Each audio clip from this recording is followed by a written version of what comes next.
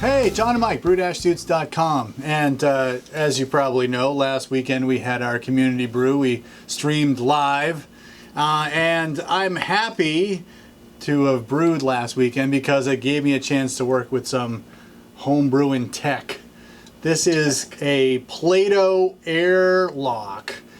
This was a Kickstarter that was kicked off last year. I pledged my amount. I think it was I looked it up. $100,000. $124. It was $119 and then $5 for shipping. And this company is based in Norway, Oslo. What was I going to say? I pledged my amount in June of last year. Oh wow. Or July, sometime in the summer Of 2017. Of 2017, Okay. and they said they were going to deliver in November of 2017. I didn't get this until October 9th of this year. So there was a bit of a delay in the manufacturing, but I think as the Kickstarter apologist would tell you, sometimes these things happen. But I am happy that I have this fermentation airlock thing. It's the brewer's airlock reinvented. So what it is tech, and you put this on your fermenter, and then you download this app, and it gives you all kinds of great information. So it came in this box. You open it up, it has the airlock, and then it has a USB cord, which you need some kind of adapter to plug it into your electrical socket. And that cord, there's a big USB to a mini USB that connects right into the fermenter. I'm sorry, the airlock that's on my fermenter. The issue is that you have to put your fermentation vessel somewhere near a Wi-Fi. you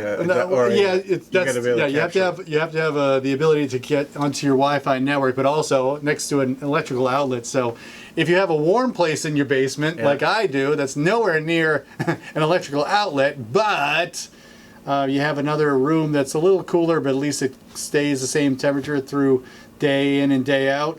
That's near electrical outlets, and your router. That's where you put your fermenter. So I connected that, and as we brewed on Saturday, I was ready to connect this around 2 p.m. Eastern, and I've been tracking all kinds of great information based on what this little airlock can do. It counts primarily bubbles per minute. So every time the carbon dioxide escapes the vessel, it's pulling it up through the water that you put in the airlock, and it just counts how many bubbles per minute. It's built in a way that it allows the bubbles to be tight.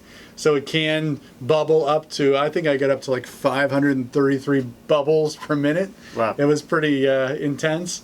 Right now it's at a paltry 13 bubbles per minute. But from that, you enter in the starting gravity that you've calculated when you start fermentation.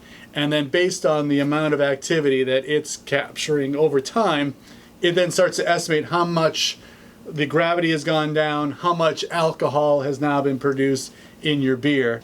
And then on top of that, it also measures the ambient temperature. Yeah. So if I'm sitting at my desk at work, I can just go, hey, let's see how that beer is doing, rather than like the constant checking I'm doing as I wake up in the morning, as I come home from work. So now that if something goes completely wrong, I have some indication of how it's really going, and if it's going completely wrong and I'm at work, I can just stress out about it until I get home.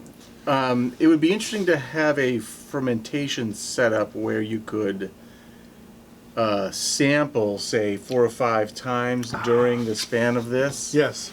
And compare the change in gravity with what its estimated change in gravity is. Because it must be doing some sort of like assumption about what a bubble correlates to fermentation, to like carbon release or something?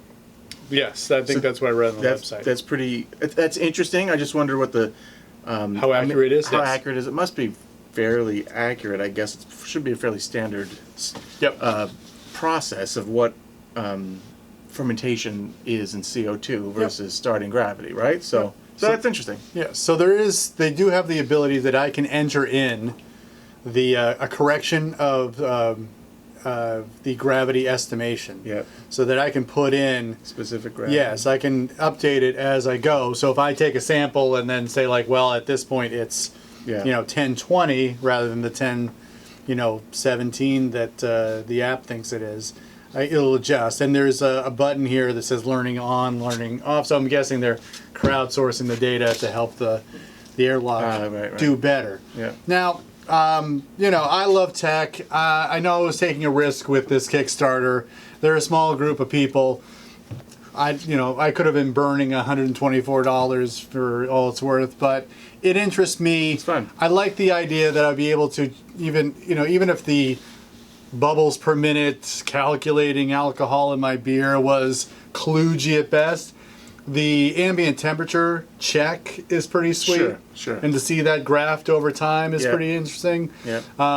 It is definitely ambient temperature I look at the temperature strip on the side of my carboy, and it's saying it's 72 degrees versus the what the airlock is saying, which is more like in the 65 to 66 degree range. But that's the kind of thing that I've learned with my basement to like keep the actual beer temperature at a place where I want it to be. That my ambient temperature has to be probably 5-6 degrees lower than what I'm seeing on the old temperature strip on the side of the carboy. It'll be interesting to see over your next 3 or 4 brews to get like a set of data and compare finishing and starting gravities and how this has tracked over several data points worth, right? Yep. And I know at home you're asking yourself, why haven't they showed us the device yet? That's because it's on my carboy. Because it's on the carboy.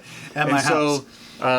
We will insert a couple pictures and a short little thing of it right in here. You probably have already seen it because Mike is an editing wizard. He's like interspersing the video of the airlock. There are also some screenshots from my phone from the app.